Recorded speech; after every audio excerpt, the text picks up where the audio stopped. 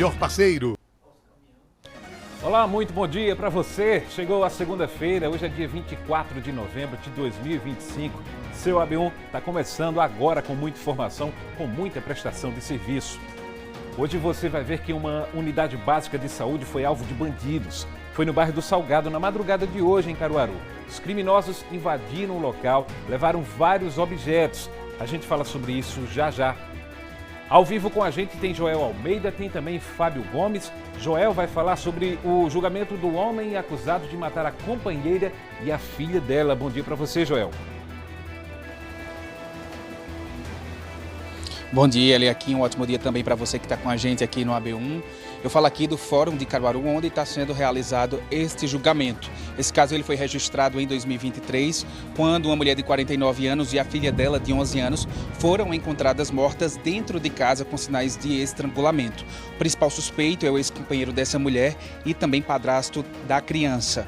Ele está sendo julgado por júri popular aqui no Fórum de Caruaru. Daqui a pouco eu volto com outras informações sobre esse assunto. Ali aqui. Ok, Joel. Fábio vai trazer os destaques do nosso portal, o G1. Um deles é sobre o suspeito de matar a jovem Alane Rayane aqui em Caruaru. Bom dia, Fábio. Oi, Eliakim, muito bom dia para você, bom dia para todo mundo que está acompanhando a gente aqui nesse AB1 de começo de semana. E é isso mesmo, Eliakim, o G1 consultou a ficha criminal de Josemir José de Santana Filho, o homem que é suspeito e inclusive confessou ter executado a Alane Rayane, a jovem de 24 anos que foi encontrada morta na semana passada, e diversos processos foram encontrados, inclusive por crimes de estupro, roubo e incêndio qualificado. Daqui a pouquinho eu volto trazendo mais detalhes, Eliakim. Ok, Fábio, ok, Joel, até daqui a pouco no AB1. A gente vai mostrar também um grave acidente que deixou 5 pessoas feridas na BR-232 em Gravatá. Foi na entrada do túnel da Serra das Russas. Um carro bateu atrás de um caminhão. O trecho da BR-232 ficou bloqueado por cerca de 40 minutos por causa de um vazamento de gás no carro que bateu no caminhão. Daqui a pouco a gente conta os detalhes. Também ao vivo comigo tem Lohana Nunes, Leonardo Costa e Gessé Acioli. Lohana vai falar sobre trânsito. Tem novas regras para quem pilota as famosas cinquentinhas, não é isso, Lohana? Bom dia. Exatamente, Eliakim, bom dia para você, bom dia para todo mundo. Quem é condutor aí dos ciclomotores, que a gente fala, né, os ciclomotores, incluindo essas cinquentinhas, tem até o dia 1º de janeiro, ou seja, o tempo está acabando. A partir do dia 1º de janeiro de 2026, esses veículos precisam estar emplacados, também licenciados, e o condutor também tem que estar habilitado ou com a CNH ou com a ACC e também com capacete, tudo direitinho como manda a regra. Já já eu trago todos os detalhes a respeito desse assunto aqui no AB1. Combinado, Lohana. Leonardo vai falar de desconto para o contribuinte lá em Garanhuns. Bom dia, Leonardo. Bom dia, Eliakim. A Prefeitura de Garanhuns oferece a oportunidade para quitar débitos do imposto de serviços sobre qualquer natureza com condições especiais, como descontos que podem chegar a 100%. Daqui a pouco eu volto com todas as informações. Combinado também, Leonardo. Gessé vai estar com a gente no AB Emprego, com as vagas de hoje e também com o direito trabalhista. Bom dia, Gessé. Bom dia, Eliakim. Bom dia para quem está nos assistindo. Um ótimo início de semana para todo mundo. Pois é, chegando aí Natal, Réveillon, a gente vai explicar como é que funciona as folgas nesse período, né? O período aí de folga para alguns trabalhadores. Vamos entender, segundo a lei, o que diz sobre essas situações. Então fica ligado que a gente chega daqui a pouquinho com a ajuda de um especialista para explicar tudo para vocês. Tá combinado, turma. Até daqui a pouco a gente vai se ver ainda no AB1 de hoje. E hoje tem a última reportagem da série Mãos do Desenvolvimento. Você vai entender a importância do setor industrial para a geração de empregos aqui em Caruaru. Foi na indústria que eu me identifiquei melhor em me profissionalizar, fui na área da costura. Entrei como costureira, aí tive 2 promoções, passei a ser piloteira e depois eu fui ser facilitadora, instruindo. E nós vamos te mostrar a história de Laís Vitória. Ela nasceu em Vertentes, no Agreste, com uma surdez profunda, mas fez uma cirurgia no mês passado e viralizou nas redes sociais depois de se emocionar ao ouvir a voz da mãe pela primeira vez. Laís, mamãe, eu te amo. Tem emoção, tem informação, tem prestação de serviço. Tudo isso a partir de agora no seu AB1 que está só começando.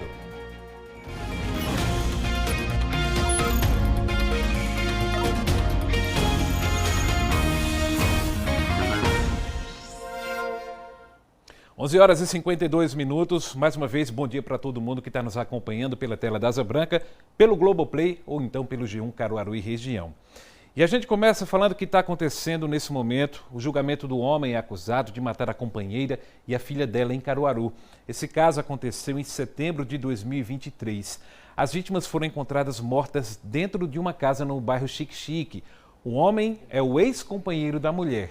Joel Almeida está ao vivo, diretamente do fórum aqui de Caruaru, vai passar mais informações para a gente sobre esse julgamento.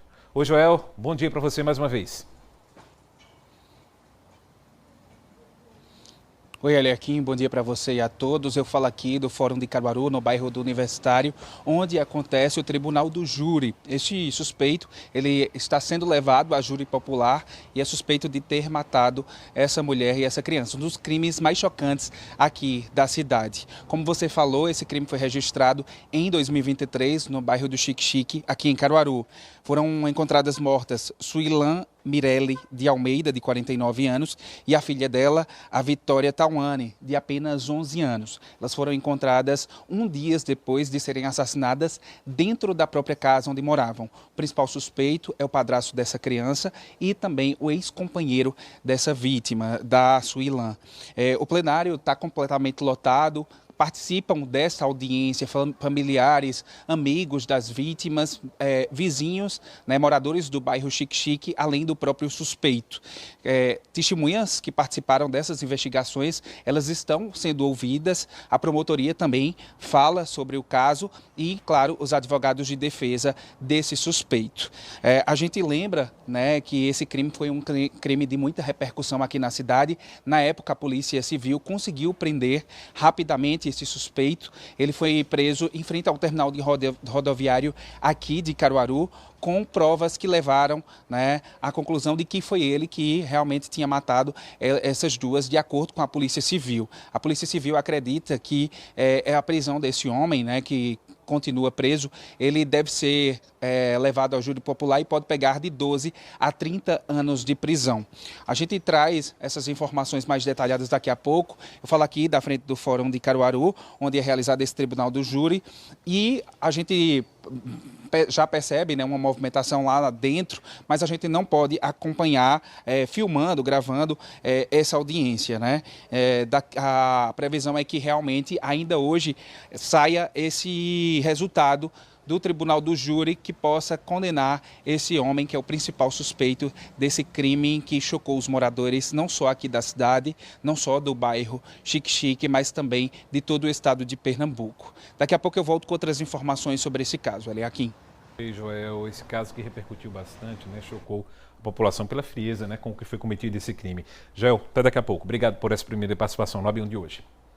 A gente está acompanhando também as investigações sobre o assassinato de Alane Rayane dos Santos, de 24 anos, que foi morta por causa de uma herança em Caruaru. Fábio Gomes vai trazer informações ao vivo para a gente, direto da redação. Tem matéria no G1 mostrando que o suspeito de matar a jovem tem uma extensa ficha criminal, não é isso, Fábio? Boa tarde para você. Oi, Eliakim, muito boa tarde para você, boa tarde para todo mundo que continua ligado com a gente aqui no AB1 e realmente ele tem condenações na Justiça aqui de Pernambuco em processos que tramitaram no Recife, na capital do estado. Se a gente somar todas essas penas que o G1 consultou de processos no Tribunal de Justiça de Pernambuco, essas penas somadas ultrapassam os 20 anos de reclusão. De acordo com a consulta realizada pelo G1 no Tribunal de Justiça de Pernambuco, o Josemir José de Santana Filho ele tem condenações pelos crimes de roubo e estupro, incêndio qualificado e também tráfico de drogas. De acordo com as consultas realizadas pelo G1, esses crimes, né, tramitam na Justiça desde o ano de 2011. Nós, inclusive, preparamos uma arte com um resumo das penas que ele teve, né? E a gente acompanha na tela, agora nesse momento, que a ficha criminal de Josemir José, ela começa com incêndio criminoso no ano de 2011. Ele foi condenado por incêndio qualificado e cometeu esse crime em uma oficina de lanternagem no Recife. Após passar por algumas audiências, a Justiça de Pernambuco decretou a pena de 4 anos e 8 meses em regime inicial fechado. Esse caso ele foi arquivado definitivamente em dezembro de 2016. No ano de 2013, ele foi preso em flagrante por tráfico de drogas na residência onde morava, também no Recife. De acordo com a Justiça de Pernambuco, foi decretada a pena de 4 anos, 5 meses e 10 dias de prisão em regime semiaberto, porém, um laudo psiquiátrico de insanidade mental, no qual os peritos realizaram e solicitaram, constatou e foi pedido aí a imputabilidade do acusado. Esse caso ele foi arquivado definitivamente em março de 2016 e o crime de estupro e roubo aconteceu no ano de 2013 também. Ele foi preso por esses crimes, inclusive o Ministério Público de Pernambuco encaminhou a denúncia ao Tribunal de Justiça e foi decretada a pena de 12 anos e 6 meses de reclusão pelos crimes a ser cumprido em regime fechado. Esse caso ele foi arquivado em 2022. De acordo com um documento da audiência de custódia, que foi realizada na Central de Garantias de Caruaru na última quarta-feira, o juiz optou pela prisão preventiva do Josemir José e informou que ele é reiterante na prática de crimes aqui no estado. Inclusive, o juiz também apontou que ele cumpria essas penas no momento que cometeu o delito do homicídio da Alane Rayane. Ele, inclusive, tem condenações por outro crime de roubo e também por outro crime de homicídio. Esse crime de homicídio em que ele é investigado, que ele teve participação de acordo com a Justiça, aí não foi divulgado até a última atualização dessa nossa reportagem. O G1 não localizou até a última atualização também a defesa do Josemir. Esse espaço segue aberto, claro, e a gente continua acompanhando todas as investigações, todos os desdobramentos do caso da Alane Rayane. Inclusive, temos também aqui na nossa reportagem toda a cronologia desse último delito, que ele tem suspeita de envolvimento e que inclusive confessou ter executado essa jovem e também cometido tortura física e psicológica. Para conferir todos esses detalhes, ele aqui é só acompanhar o G1. É uma série de crimes que o Josemir cometeu, que se estivesse cumprindo a pena dentro da prisão, dentro da cadeia, que é como a sociedade espera, ele não teria cometido estes outros crimes, principalmente isso aí contra a Alane, tirado a vida dessa jovem de forma tão brutal, Mas vamos falar de outro assunto agora, Fábio. A gente daqui a pouquinho tem uma Bem Emprego com vagas oferecidas aqui na região, mas tem aquela notícia de praxe toda segunda-feira que a gente traz lá no G1, seleções e concursos com inscrições abertas em Pernambuco.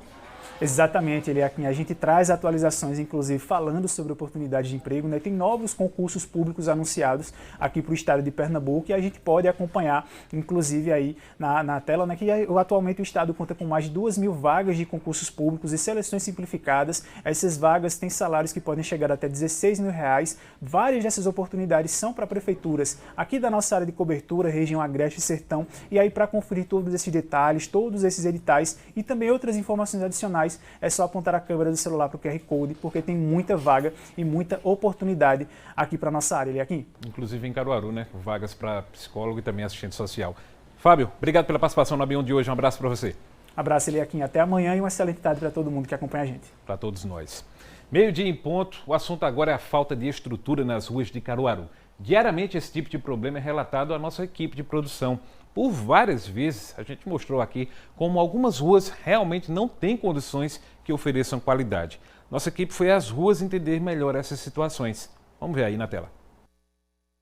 O vídeo foi enviado pela Sandra, da rua onde ela mora, Rua Saldanha Marinho, no bairro Maurício de Nassau, e a situação por lá é precária. A rua não é calçada, uma grande parte da Saldanha Marinho ela é asfaltada. Aqui quando chove alaga. Essa rua consta como calçada.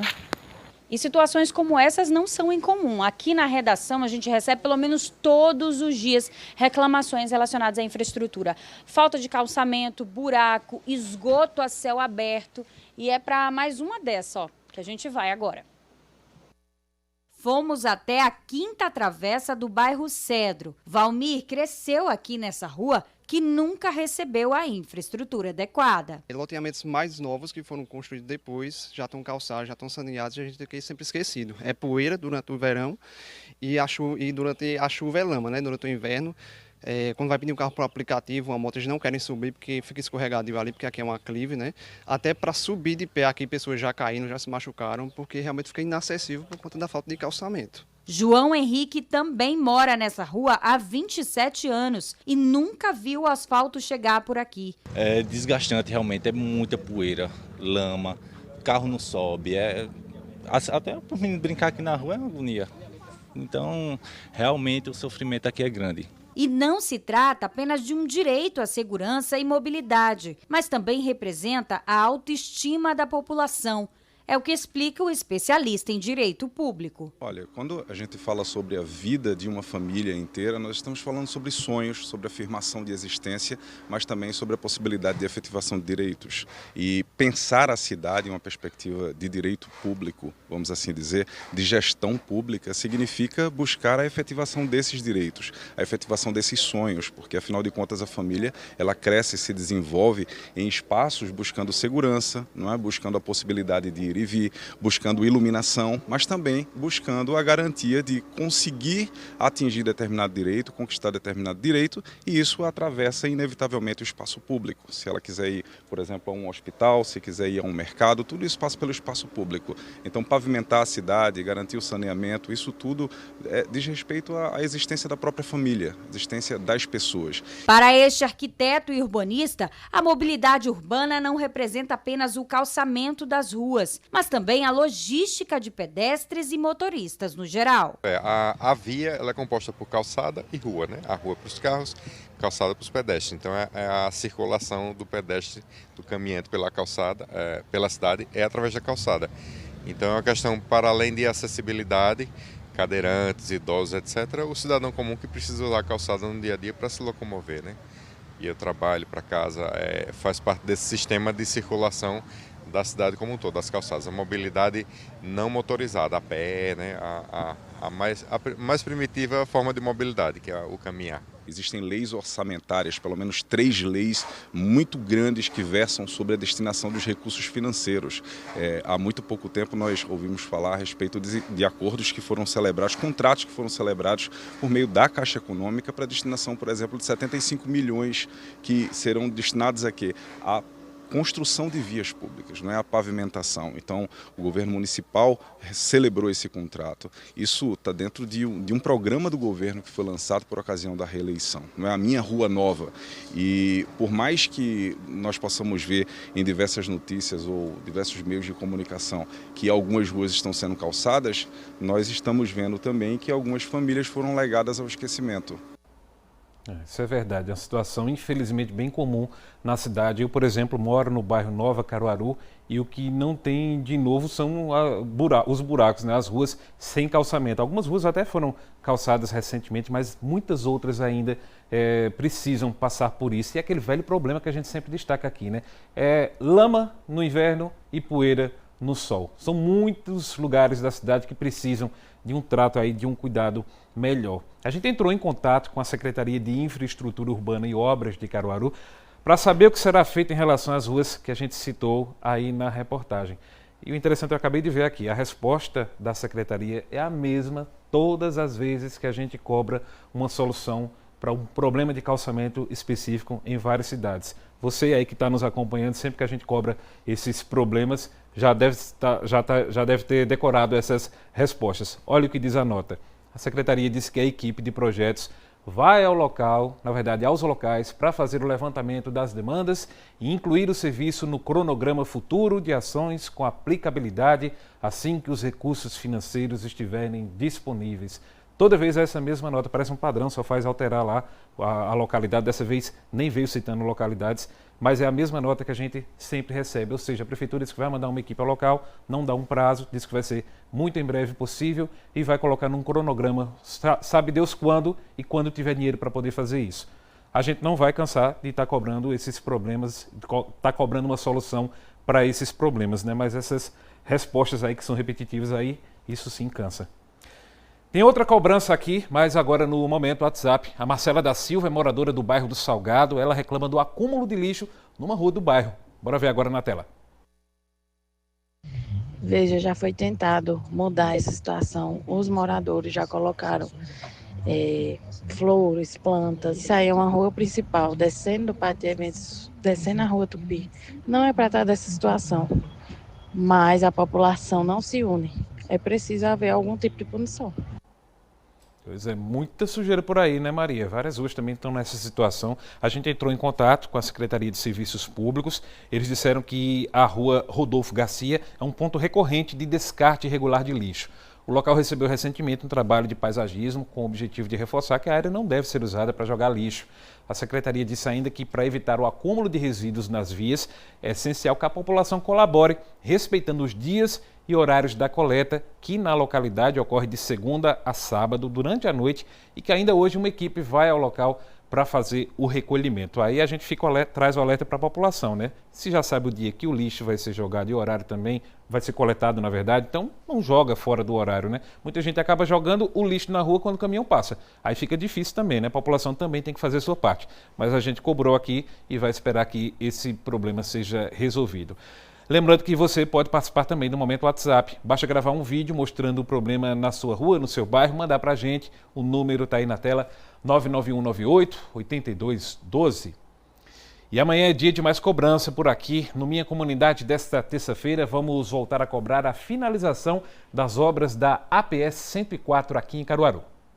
Uma obra de duplicação com menos de 4 quilômetros de extensão, paralisações, diversos atrasos, prazos não cumpridos e prejuízo para os condutores. No quadro Minha Comunidade dessa semana, nossa equipe volta pela sexta vez à obra de duplicação da APS 104 em Caruaru. A última previsão do governo do estado para entrega está para o final de 2025. Vamos mostrar como está a obra e quanto falta para concluir. É no AB1 desta terça-feira. Amanhã a gente descobre. A seguir a gente fala sobre um acidente grave em Gravatá, na Serra das Russas. Um carro bateu na traseira de um caminhão, 5 pessoas ficaram feridas. Agora 12h, 9 minutos, o relógio virou, AB1 volta em instantes.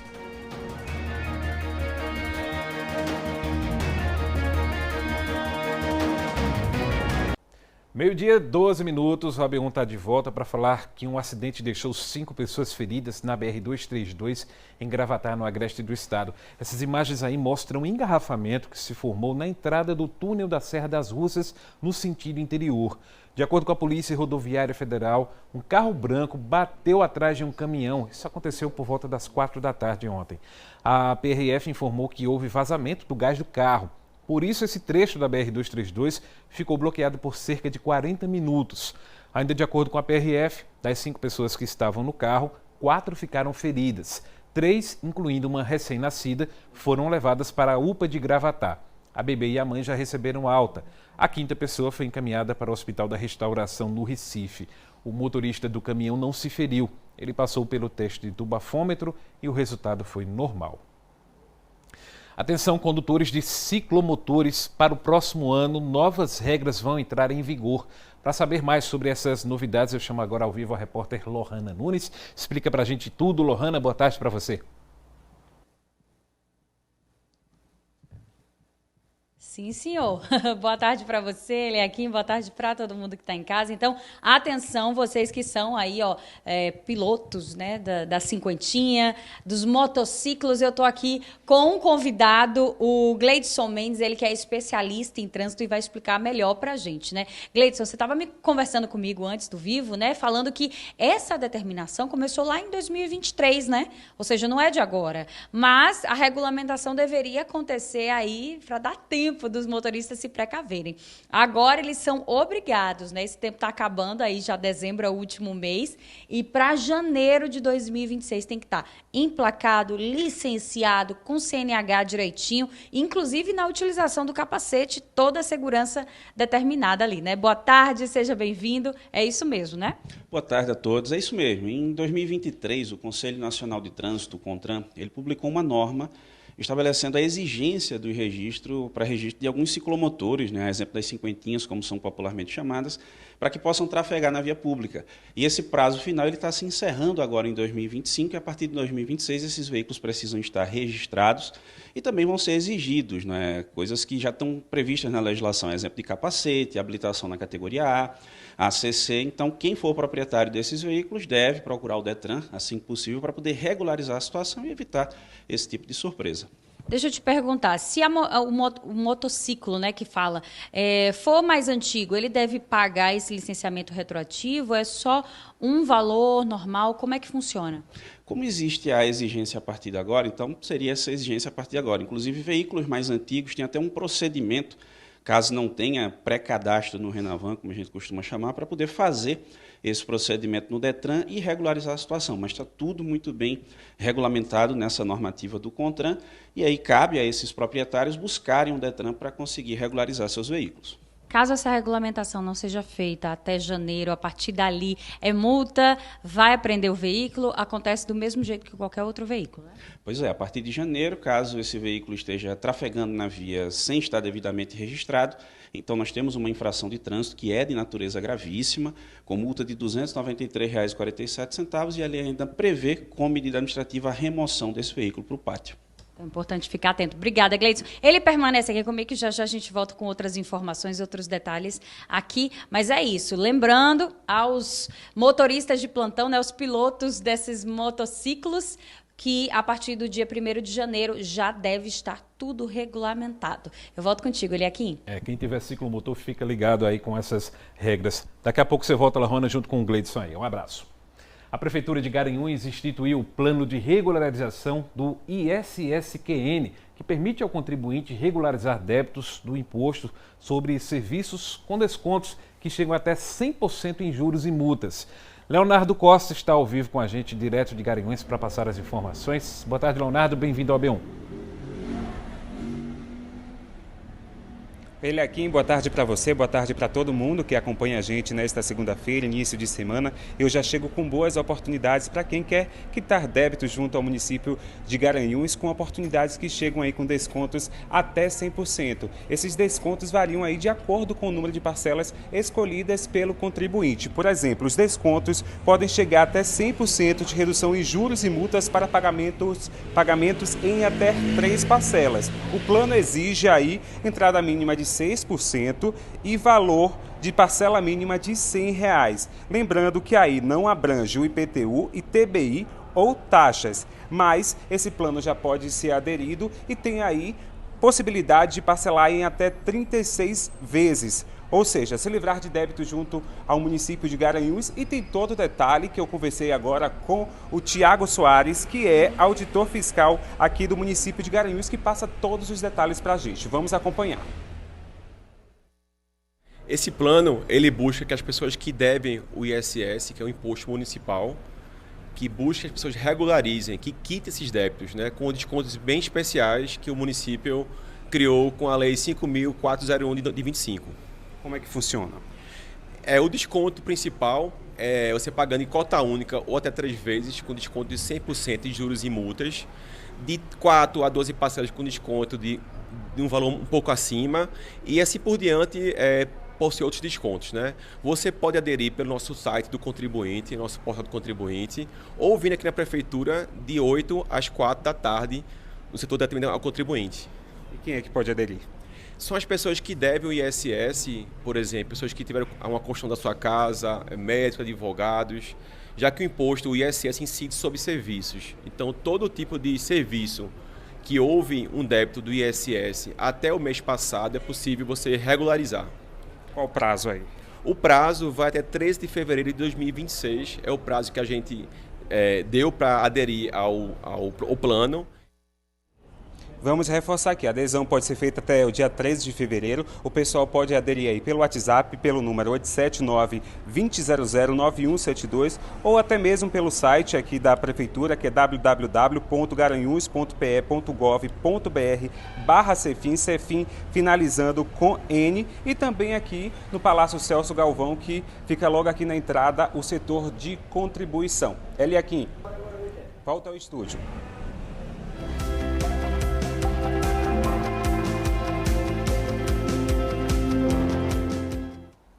Chegou aquele momento importante para quem está em busca de oportunidade no mercado de trabalho. É hora do AB Emprego e Gessé Acioli está chegando ao vivo com a gente. Tem muita vaga na região, Gessé. Boa tarde para você. Oi, Eliakim, boa tarde para você, boa tarde para quem está nos assistindo e para quem está esperando aí, né, conquistar essa vaga no mercado de trabalho. Tem muitas vagas aqui na nossa região e a gente começa conferindo as vagas aqui de Caruaru. Para Caruaru, 10 vagas para armador de ferros, 2 para assistente administrativo, 5 vagas para atendente de lanchonete, 2 para atendente de mesa, 4 vagas para auxiliar de limpeza, 19 vagas para auxiliar de linha de produção, 10 vagas para carpinteiro, 2 vagas para consultor de vendas, 2 vagas para cozinheiro de restaurante, 10 vagas para encanador, 10 vagas para encarregado de obras, 4 vagas para ferreiro armador na construção civil, 4 vagas para mecânico de refrigeração e climatização, 2 vagas para montador de vidros, 3 vagas para oficial de manutenção, 8 vagas para operador de empilhadeira, 10 vagas para pedreiro, 3 vagas para promotor de vendas, 8 vagas para servente de obras, 2 vagas para técnico de edificações, 9 vagas para vendedor interno, 10 vagas para vendedor pracista, 10 vagas para vigia. Além dessas vagas distribuídas aqui em Caruaru, a gente tem também outras na região. Por exemplo, para Belo Jardim tem 10 vagas para auxiliar de linha de produção, Bezerros tem vaga para carpinteiro com 8 oportunidades, 4 para ferreiro armador na construção civil, tem 4 vagas para pedreiro e 8 para serventes de obra. Em Garanhuns tem vaga, 2 para recepcionista em geral, 2 para vendedor em domicílio e 2 vagas para zelador. Na cidade de Pesqueira tem 11 vagas para vendedor pracista. Em Santa Cruz do Capibaribe são 8 vagas para servente de obras, 15 para técnico têxtil de fiação e na cidade de Serra Talhada, no sertão do estado, tem 2 vagas para auxiliar de cozinha e 2 para cabeleireiro escovista. A gente lembra que para buscar uma dessas vagas é só se dirigir à Casa do Trabalhador mais próxima. Aqui em Caruaru ela funciona na rua Floriano Peixoto, 147, na área central da cidade, sempre de segunda a sexta-feira, das 8 da manhã às 5 da tarde. E se você quiser tirar alguma dúvida, é só entrar no site cdep.pe.gov.br. Aliaquim. Beleza, Gessé. Desde já uma boa sorte para quem está em busca de uma dessas oportunidades, né? Gessé, bora de direito trabalhista agora, né? Fim de ano está chegando, muita gente acaba trabalhando nas festas, né? Natal, Ano Novo. Eu, por exemplo, já estou no plantão do Ano Novo. Você, eu sei que está no plantão do Natal, mas existem regras, né, para o trabalhador em geral que vai estar aí trabalhando nas festas de fim de ano, né? E você está com um especialista aí para poder explicar. Isso mesmo, Eliaquim. A gente tem aquelas folgas programadas, né? Tem uns que trabalham plantão, outros de outra forma, mas existem, né, vários trabalhos diferentes e por isso que eu estou aqui com o Rilson Oliveira, que é advogado e vai nos explicar agora, nessa situação. Tem muita gente querendo aí aproveitar o final de ano, aquela folga ali de Natal, de Ano Novo. Como é que funciona e o que diz a lei, doutor, em relação a ter direito a essa folga para as festas de final de ano? Boa tarde. Boa tarde a todos. Exato. Isso é um momento festivo, né, que queira ou não queira aumenta a produção, aumenta a demanda, e é um assunto bem delicado, que as empresas realmente devem estar atentas para conseguir essa situação e o privilégio, né, o direito do trabalhador. As folgas são constituídas por lei, né, no caso de feriados, e aí deve a empresa constituir banco de horas ou, se caso trabalhe nas folgas, trabalhe nos feriados, seja pago em dobro. Normalmente o que vem acontecendo muito isso é o banco de horas formalizado, que aí compensa aquele trabalho que foi realizado em feriados. A gente observa também que é feriado ali, o feriado de Natal, feriado do dia 1º de janeiro, mas existe, caso a empresa tenha interesse, de fazer algum tipo de prolongação desses feriados e fazer um plantão em outro, por exemplo, para compensar? Isso, perfeito. Por isso existe também um banco de horas, né? O banco de horas é muito importante, que às vezes a gente acha que é só para horas extras. E o banco de horas existe também para trabalhos em folgas, em feriados, que caso a pessoa venha trabalhar no feriado, ela possa folgar em outro dia, né, de acordo com aquele banco de horas e a organização da empresa, porque a empresa pode organizar uma semana para tirar, de acordo com a quantidade de funcionários, né, tirar o trabalho e a folga do que ele trabalhou naquele feriado. Digamos que a empresa, por exemplo, é de um ramo que precisa trabalhar naquele feriado, o funcionário tem que estar à disposição, o funcionário pode, né, se negar a trabalhar nesse período ou de direito da empresa somente fazer essa troca simplesmente por outro dia? Perfeito, porque existem as regras, né, pela CLT, que é a Consolidação das Leis dos Trabalhos, e existem algumas atividades que permitem o trabalho em domingos, em feriados, e principalmente final de ano, Natal, Ano Novo, né, de 1º de janeiro. E aí, nessa situação, eles não podem se negar a trabalhar. E aí, se a empresa não tiver um banco de horas bem regulamentado, ele pode receber o valor em dobro do feriado que trabalhou, ou no domingo, né, quando trabalhou, ele pode receber aquele valor em dobro. Mas se a empresa já estiver bem formalizada, com o banco de horas ali, ele consegue, de certa forma, compensar esse dia trabalhado, mas ele não pode se negar. É importante, por exemplo, a empresa ter uma programação antecipada, já que sabe que vai ter aquele feriado, porque, por exemplo, se o trabalhador está sabendo que vai folgar, pode planejar uma viagem, algo do tipo. Isso é muito importante. Esse final de ano as empresas têm que estar bem atentas, né, para essa programação. Isso é um ponto positivo, porque ela consegue organizar a sua produção, a sua linha de produção e a sua jornada de trabalho ali. Inclusive, tem empresas que até fazem férias coletivas, né, devidamente formalizadas, registradas no sindicato. Então, essa programação é importante, tanto para o empregado quanto para a empresa. O empregado ele pode, de certa forma, utilizar das férias, né, em um período maior, como a empresa também ela fica mais organizada. Doutor Hilson, muito obrigado pelas explicações. É isso, Eliakim. A gente vai folgar com planejamento e quem também está aí no trabalho fica nesse planejamento. Tanto o trabalhador quanto o empregador, né, para poder formalizar tudo direitinho e garantir que todo mundo possa aproveitar também as folgas. Eliakim? É como vai ser aqui na TV, por exemplo, né? Você vai trabalhar no Natal e eu vou folgar. Aí no Ano Novo eu trabalho e você folga. E por aí vai. Outras pessoas também estão nessa. Obrigado aí, Gessé. Obrigado também ao advogado Hilson Oliveira. Fica por aí, Gessé. Daqui a pouquinho você volta falando de outro assunto. Agora a gente vai conferir a última reportagem da série Mãos do Desenvolvimento. Hoje vamos entender a importância do setor industrial para a geração de empregos. Veja na reportagem.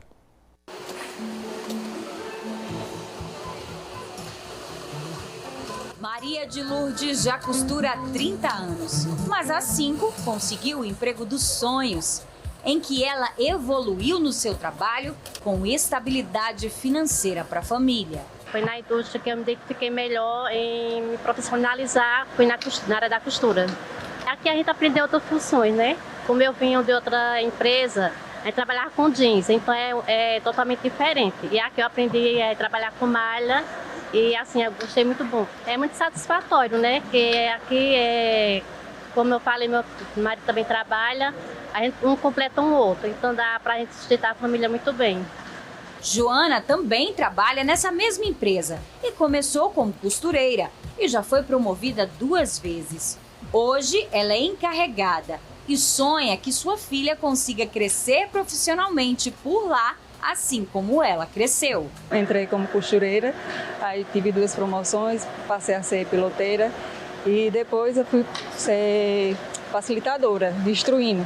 Trabalhei junto com os estilistas, eles me orientaram e trabalhei depois como facilitadora instruindo, ensinando tudo que eu aprendi. Minhas filhas, principalmente, que já estão seguindo o mesmo caminho, já trabalhei em outros fabricos, mas quando eu tenho fé que depois eles voltam bem para cá também. Quer trazer para cá para poder profissionalizar e conseguir essa renda aumentar na família. Isso. As duas atuam na indústria têxtil. Nessa empresa que começou em uma garagem, mas hoje já emprega mais de 200 funcionários. Dona Joana, que é a fundadora, conta que quando começou, viu seu trabalho crescer pela necessidade de demanda na cidade. Comecei em 89, numa garagem, era eu e uma costureira, né? Então eu comprava o tecido, eu cortava, a costureira fabricava, eu tirava pelo, passava ferro e eu tinha uma pessoa que vendia para mim. Então os primeiros anos, 2, 3 primeiros anos foram assim.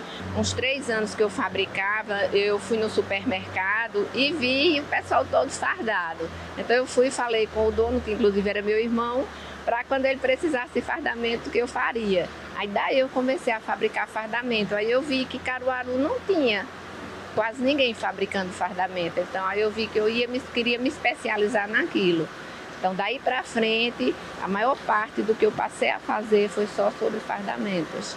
E essa aqui é só uma das mais de 100 indústrias localizadas aqui no setor industrial. São divididas em 3 distritos e responsáveis por 5 mil empregos diretos. Uma movimentação econômica que passa dos 3 bilhões de reais ao ano.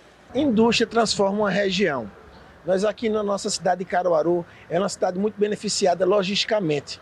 Nós somos cortados por 2 BRs, né, que passam, que é a BR-104 e a BR-232, que ajuda esse entroncamento, ajuda na escoação da nossa produção. E onde a indústria chega, ela transforma uma região. Então Caruaru é beneficiado por 3 distritos industriais, que nós temos aproximadamente 110 empresas no nosso município, só nesses polos de desenvolvimento, que é importante dizer, né? Fora a cidade como um todo, nós temos indústrias em outros locais da cidade. E por aqui tem de tudo. Nos distritos, as indústrias que se destacam são as do setor de alimentação e distribuição.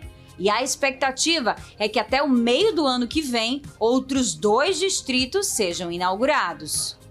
foi mandado para a Câmara a criação de um novo distrito industrial, que é o Distrito 4, né, que é um distrito de multiuso, que são as mais diversas áreas da indústria, que nesse distrito será instalada uma grande fábrica de colchões, que ela atua toda no norte do país, e ela agora está chegando aqui na região Nordeste, e a partir de Caruaru, ela vai escoar toda a sua produção aqui no Nordeste, saindo e sendo produzido aqui na cidade. E nós temos também a elaboração do Distrito 5, que é um distrito de vocação têxtil, que ele será destinado exclusivamente para toda a cadeia têxtil de confecções aqui de Caruaru e região. O que nós queremos oferecer é uma infraestrutura.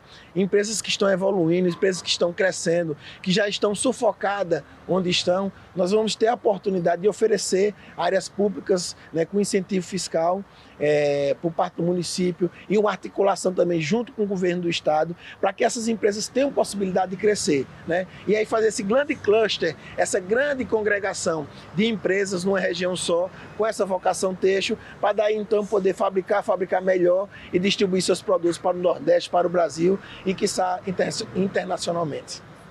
Na torcida para que o setor industrial siga crescendo aqui na região. Há pouco a gente trouxe as vagas oferecidas pelas agências do trabalho e agora a gente volta ao vivo com o Gessé Acioli, que vai trazer informações sobre oportunidade de qualificação. Tem cursos de graça oferecidos pelo Sesc. Gessé, me conte tudo, não esconda nada. Pois é, Eli, aqui a gente volta com essas oportunidades agora, né? Falamos das oportunidades no mercado de trabalho, agora das oportunidades de qualificação. São quase 2.900 vagas espalhadas por todo Pernambuco. Eu estou aqui com a gerente do Sesc Caruaru, Conceição de Paulo, que vai nos ajudar a entender. São muitas vagas distribuídas no estado inteiro, mas Caruaru tem vagas específicas. Em que áreas? Conte para a gente. Boa tarde. Boa tarde a todos. Isso mesmo, Gessé. Programa de Comprometimento e Gratuidade, é o PCG. Então, o Sesc Pernambuco oferecendo mais de 2.000 vagas em várias áreas. Educação, esporte, cultura. Então, são mais de 15 cursos oferecidos nessas áreas. Então, na área de educação, nós teremos vagas oferecidas, né, para a educação de jovens e adultos, cursos de inglês, né, informática. Na área de cultura, os mais diversos, né, dança, música, pintura, circo, e nas modalidades esportivas também, natação, futsal, futebol de campo. Então, essas vagas são oferecidas gratuitamente, né, prioritariamente para os funcionários do comércio e seus dependentes, mas toda a comunidade também pode participar. Pré-inscrição começa hoje, né, dia 24 de novembro. Para os que optarem, né, preferencialmente pela área de educação, a pré-inscrição vai de 24 de novembro até 5 de dezembro. Os que preferirem a área de cultura e esportes, a pré-inscrição também começa hoje e vai até o dia 9 de janeiro. Conceição, em relação a mais informações, se eu quero tirar alguma dúvida sobre esses cursos, como é que faz? Olha, nós temos o nosso site, onde você pode consultar o edital completo, que é o www.sescpe.org.br. Como as vagas são para todo o estado, então, além do edital completo, você pode consultar as vagas para o Sesc da sua cidade. E aí essas aulas vão acontecer na própria unidade aqui, por exemplo, em Caruaru? Isso, em Caruaru nós temos 170 vagas disponíveis, né, na educação de jovens e adultos, séries finais e ensino médio completo. E também na área de esportes, como futsal, e na área de cultura, né, nas mais diversas atividades, nos mais diversos cursos. As aulas começam a partir de fevereiro.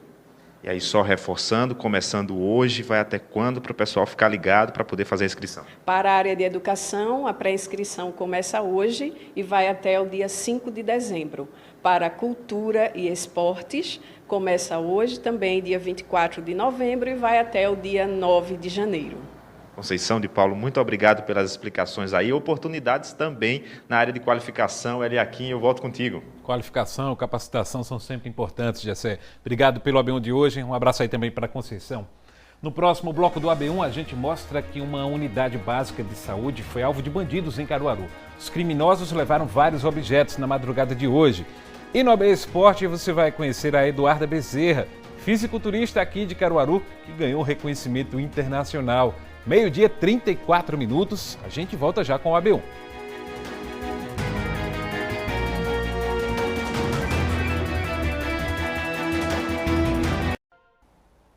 Meio-dia, 38 minutos, estamos de volta com o AB1. A Unidade Básica de Saúde do bairro do Salgado, aqui em Caruaru, foi alvo de arrombamento na madrugada de hoje. Por meio de nota, a Secretaria Municipal de Saúde informou que foram furtados 2 botijões de gás, uma televisão e um aparelho de DVD. Um boletim de ocorrência já foi registrado e a equipe segue fazendo o levantamento do caso. Apesar do episódio, os atendimentos na unidade seguem normalmente nesta segunda-feira. A gente tem agora informações importantes a respeito do Certificado de Registro e Licenciamento de Veículo, o famoso CRLV. Tem dúvidas sobre prazos e formas de pagamento? Então presta atenção que a repórter Lohana Nunes está voltando ao vivo com todas as informações para a gente, não é isso, Lohana? Você segue aí acompanhada do especialista em trânsito, Gleidson. Exatamente, estou aqui com ele, então boa tarde mais uma vez para você. Gleidson, de novo aqui agora para falar dessa questão do licenciamento, né, que é pago todos os anos. Inclusive, a gente baseou essa entrevista aqui em um caso real que aconteceu, né, de um motorista que pagou em 10 vezes e acabou sendo multado como se não tivesse pago. Tem risco para quem vai parcelar? Eu só paguei a primeira parcela, vou pagar durante o ano. Como é que isso funciona e como é que o Detran avalia isso? Boa tarde mais uma vez. Boa tarde novamente.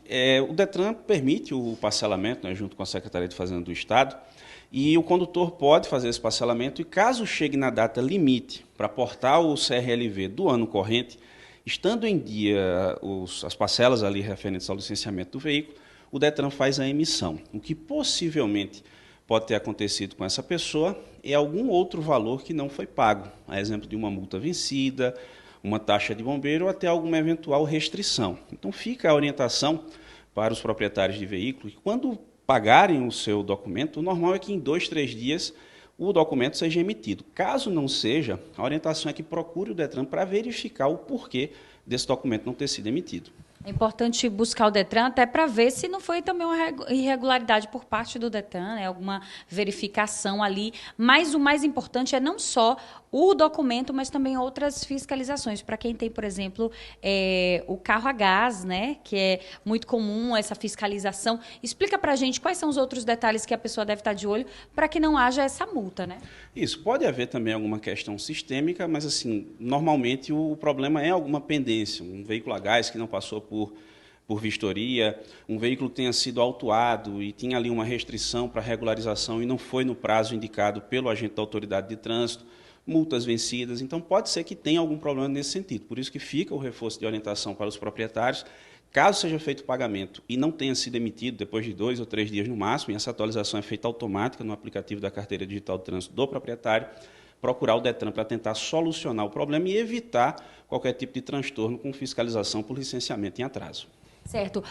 Com relação também ao final de placa, agora, nesse final de ano, algumas placas já estão aí na pendência, né? E quais são as que vão vencer agora no final de novembro? Pois é, as placas final 1 e 2 já se venceu em setembro, 3, 4 e 5 em outubro, e agora 6, 7 e 8 no mês de novembro está se encerrando o prazo para portar o CRLV do ano anterior. Final 9 e 0 tem até dezembro, e aí os proprietários precisam ficar atentos, porque se já extrapolou esse prazo, estando conduzindo o veículo que não esteja devidamente licenciado, cabe autuação e remoção. Certo, muito obrigada, viu, Gleidson? As explicações aqui ficou muito claro, é importante a gente buscar um especialista e, claro, todas as dúvidas tirar ali no órgão, né, que é mais importante para sanar essas dúvidas referente a cada caso. Eu volto contigo, então, Eliakim. Todo mundo deve ficar atento. Obrigado, Lohana, obrigado ao Gleidson mais uma vez pela participação no AB1 de hoje.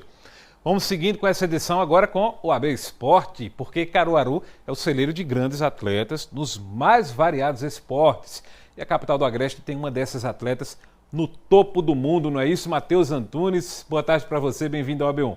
Muito boa tarde para você, meu amigo Eliakim, uma excelente tarde para todo mundo que está acompanhando o AB1. Já estava com saudade de conversar com vocês. Pois é, Eliakim, temos uma atleta daqui de Caruaru que chegou ao topo do mundo do maior evento de fisiculturismo do planeta. Essa é a Eduarda Bezerra. E a gente preparou uma matéria muito especial falando sobre a trajetória dela, um pouco sobre a rotina dos treinos e sobre os próximos passos. Então, pessoal aí de casa, eu apresento a vocês Eduarda Bezerra. Quais são os limites do seu corpo?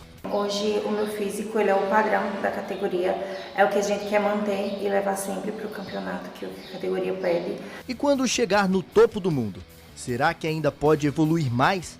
Além de ser inspiração, eu tenho super consciência disso, é uma grande responsabilidade, né? Porque assim, eu preciso treinar para que elas treinem, já pensou? A caruaruense começou a treinar aos 13 anos e a musculação deixou de ser apenas um meio de saúde física para um projeto profissional de esporte. Mas claro que nem tudo na sua história são flores. De início tem todo um processo, né? Como você perguntou aí. No início a gente fica um pouco perdido dentro do fisiculturismo por ser tudo muito novo, né? A família sofre por ver um processo novo acontecendo com a gente, adaptação também, só que eu já vivi isso, não como um fisiculturismo, mas como uma rotina, como uma constância em alimentação. Então a gente passa assim por um processo bem difícil para trazer um condicionamento onde precisa ter um sono perfeito, um descanso, um treino incrível, uma alimentação 100% regrada, uma hidratação diária 100% regrada, né? A gente não pode errar nada, porque todo mundo está fazendo 100%. Eduarda Bezerra levou o nome de Caruaru para o topo do mundo. É a primeira nordestina a ostentar a medalha do maior evento de fisiculturismo, o Mr. Olímpia. E para subir o Olimpo, reino dos deuses gregos, é claro que exigiu sacrifício. Durante a pandemia, começava a explosão do fisiculturismo nas redes sociais. Um fenômeno não só esportivo, mas também de comportamento. Eduarda logo começou a participar de campeonatos pelo Brasil afora. O caminho foi de uma ascensão meteórica. Foram apenas 2 anos até chegar ao palco do Olímpia em Las Vegas, nos Estados Unidos. Em 2023, a atleta ainda participava de competições amadoras, até que chegou outubro de 2025. E essa marca ficou para a história, em que ela não conteve as lágrimas ao ouvir seu nome com sotaque americano. To your winner.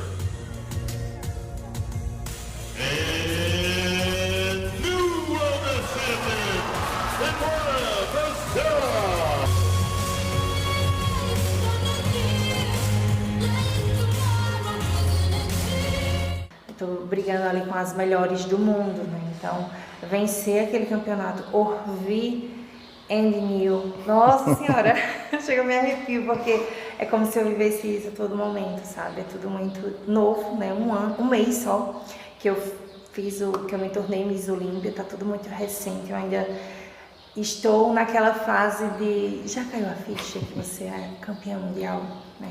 Então, foi muito gratificante, eu só agradeci muito a Deus por tudo aquilo, porque o fisiculturismo mudou minha vida de tal maneira, como pessoa, como atleta, como um todo. Eduarda voltou a Caruaru, agora com uma medalha gigante no peito, trazendo a alegria em união com o sotaque nordestino, do orgulho de representar a terra. Eduarda Bezerra prova que os limites do corpo moram na mente, na disciplina e na coragem de sonhar alto. Mesmo depois de chegar ao topo, ela sabe, o pódio é apenas mais um degrau na escalada de quem nunca para de evoluir.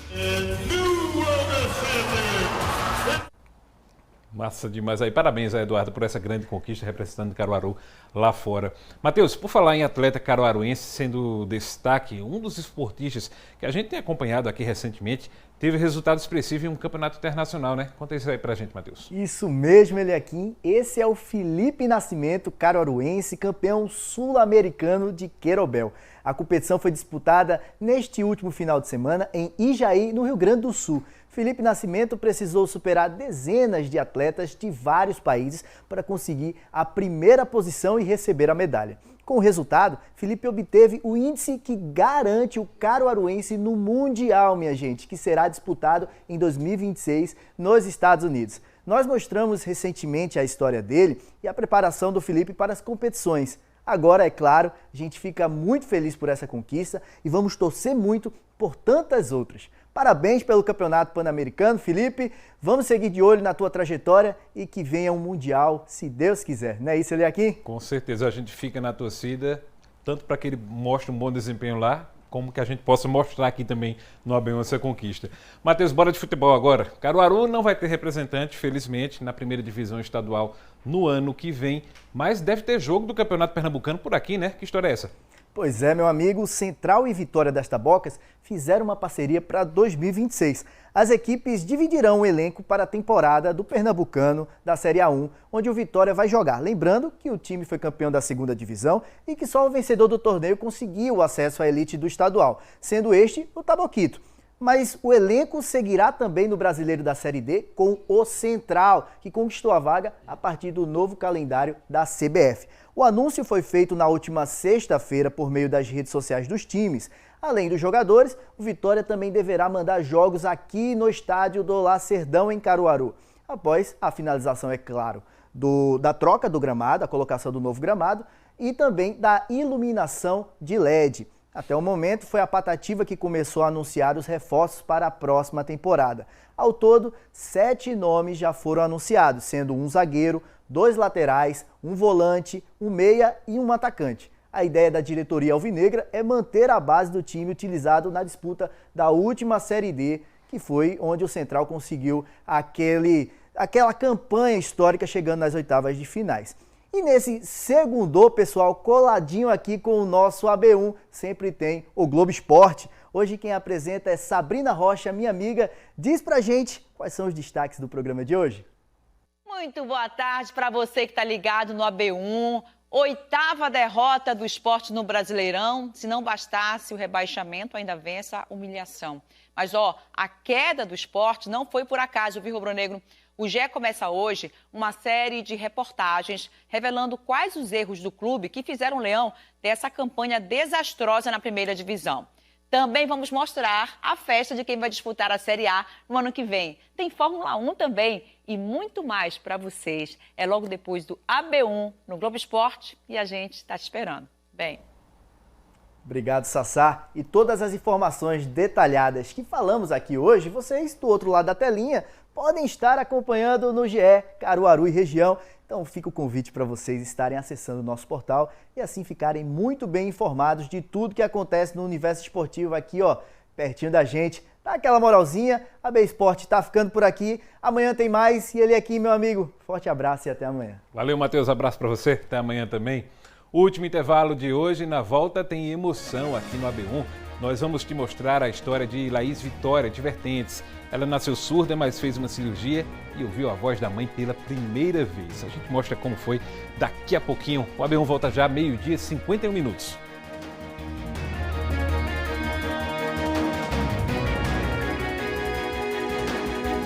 A AB1 está de volta, 12h54 e a gente volta a conversar ao vivo com o repórter Joel Almeida, que está no fórum aqui de Caruaru, acompanhando o julgamento do homem acusado de matar a companheira e a filha dela estranguladas, esse crime que aconteceu em setembro de 2023. Joel, mais alguma informação sobre esse julgamento? Estou vendo que você está aí acompanhado. Boa tarde mais uma vez. Oi, Eliakim, boa tarde para você e a todos. Eu continuo aqui no Fórum de Caruaru, no bairro Universitário, onde é realizado no Tribunal do Júri aqui do Fórum esse julgamento tão importante de um crime que chocou os moradores aqui da cidade. Um crime que, como você disse, foi registrado em 2023 no bairro do Xique-Xique. 2 pessoas foram mortas. Quem está sendo julgado hoje é o Everaldo Santos da Silva, o principal suspeito de cometer esses 2 feminicídios. Ele é suspeito de ter matado a ex-companheira dele, a Suilan Mirelle de Almeida, de 49 anos, e a filha dela também, a Vitória Tawane, de 10 anos. Quem está aqui ao meu lado é a Julie, que também é filha da vítima, irmã também da Vitória, de 10 anos, que foi morta. Julie, hoje é um dia muito aguardado pela família, né? Boa tarde. Boa tarde. Aguardado pela família esses 2 anos que se passaram. Foi o dia que a gente mais esperou. O pior dia da minha vida foi a morte da minha mãe e o segundo em olhar para ele depois desses 2 anos, sem minha mãe. Ele praticamente não tirou a vida das duas, ele tirou a vida das duas e acabou com a vida da família todinha. Depois que minha mãe se foi, minha avó ficou acamada, minha avó não se levantou mais de jeito nenhum. Minha tia, a gente perdeu minha tia também, que eu considerava como minha mãe também. Ela teve uma depressão muito grande, fora a depressão que ainda que eu já sofria de depressão. Quando foi depois que eu perdi minha mãe, piorou, mas ainda só que eu não teve mais. Eu perdi os bens mais preciosos da minha vida. A gente aguardou por esse dia ansiosamente. Quando chegou aí, ele pegou, simplesmente confessou e disse que fez de cabeça quente. Como é que uma pessoa tira a vida de duas pessoas de cabeça quente? Tirou de cabeça quente, disse que ele que tirou a vida dela de cabeça quente e assumiu. E a defesa dele está querendo tirar o crime de estupro da minha irmã, sendo que ele estuprou minha irmã. A defesa dele está querendo tirar o crime de estupro. E a gente só quer justiça. Que ele pague pelo que ele fez com minha irmã, que ela não tinha entrado nem na adolescência ainda, ela estava na fase de criança ainda, brincar no meio da rua. E da minha mãe, que nunca fez mal nenhum, pelo contrário. Minha mãe era uma guerreira, uma batalhadora. Minha mãe era a pessoa, a mulher mais honesta que eu tive o prazer de conviver, meus 23 anos. Em toda a minha vida. Ela era minha guerreira, ela era minha mãe, ela era meu tudo. Depois que ela se foi, ela e minha irmã se foi, praticamente minha vida acabou. Eu sigo, mas minha vida acabou sem elas. Muito obrigado pelas informações. Está aí o pedido de justiça da família.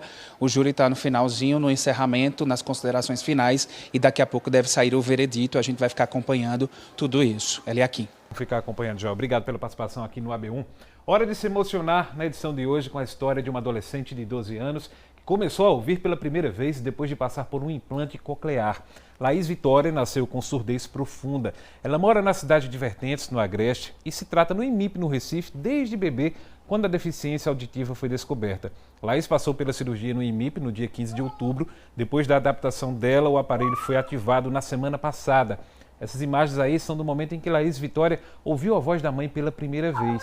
O G1 entrevistou a jovem e a mãe dela sobre essa experiência. Poliana, mãe de Laís, disse que a filha está na expectativa para as aulas na escola, agora como ouvinte.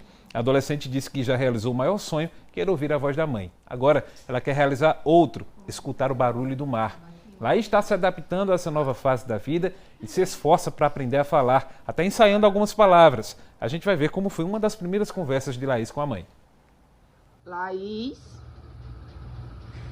Laís. Laís. Laís. Mamãe.